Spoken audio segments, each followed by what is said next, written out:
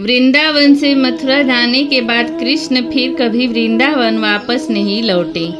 केवल 2 बार वह राधा से मिले थे। एक कुरुक्षेत्र में जिसका वर्णन किया जा चुका है। यह कथा उस दूसरी बार के मिलन की है। घटना उस मूसल युद्ध के पहले की, जिसमें शराब पीकर आपस में लड़ते हुए सभी यदुवंशी मर गए थे। प्रभास क्षेत्र यादवों का एक बहुत बड़ा पवित्र स्थल था। ध्यान दीजिए कि विख्यात प्रथम शिवलिंग सोमनाथ प्रभास क्षेत्र में ही है। इस मंदिर का सुसज्जीकरण भी श्री कृष्ण ने ही कराया था। इसके उत्तर में प्रभास का विस्तृत भूभाग है। इसी स्थान पर मैदान से थोड़ी दूर पर बहेलिये ने श्री कृष्ण के पैर में बाण मारा था। यहाँ हर वर्ष एक पूजा समारोह होता है, जिसमें यादव गणतंत्र के सभी लोग आबाल वृद्ध भाग लेते हैं। गोलोक जाने के पहले एक बार श्री कृष्ण ने समस्त ब्रजवासियों को प्रभास तीर्थ में मिलने के लिए बुलाया था।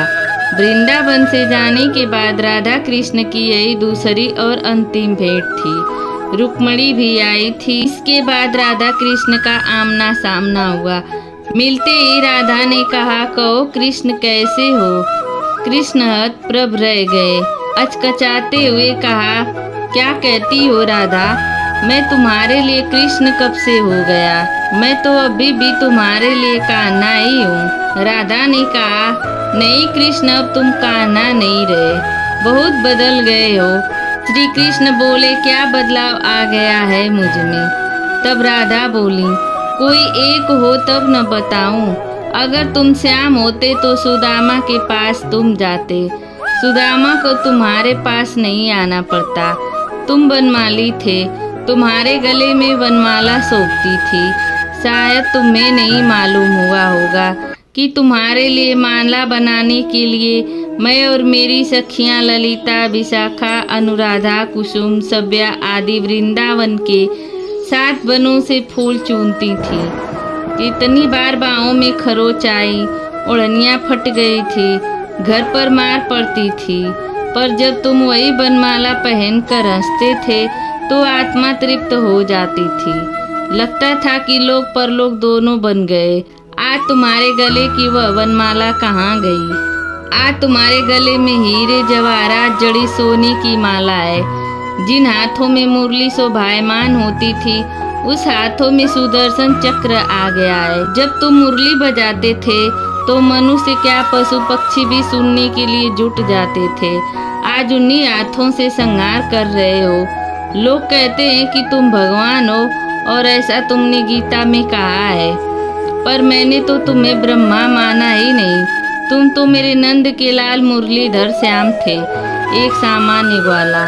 तुम्हारे इस रूप का तो पता ही नहीं था। तुमने उद्धव को भेजा था हमें निर्गुण ज्ञान बताने के लिए।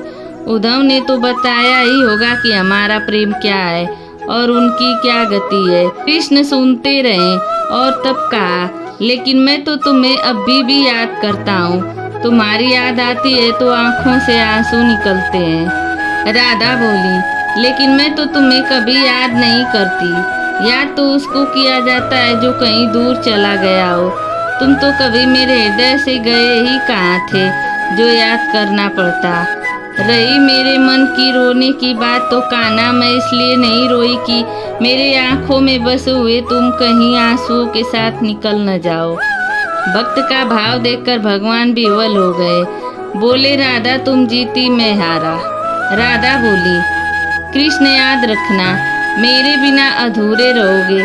संसार में जहाँ भी तुम्हारी पूजा होगी मैं साथ रहूंगी। सिर्फ जगन्नाथ मंदिर को छोड़कर कोई ऐसा मंदिर नहीं होगा जहाँ मैं तुम्हारे साथ नहीं होऊंगी। हमेशा तुम्हारे नाम के पहले मेरा नाम लिया जाएगा।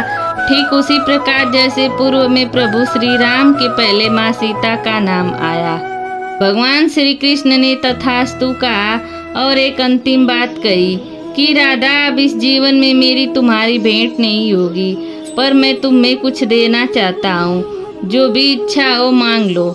राधा ने कहा, कन्हैया, मुझे तो सब कुछ मिल चुका है और कुछ नहीं चाहिए। मेरा तुम्हारा प्यार अमर रहे। जब तक इस धराधाम पर एक भी प्राणी जीवित रहे, मुझे तुम्हारे साथ याद करता रहे। परंतु कहते ही हो तो एक बार वह मुरली की तान एक बार और सुना दो।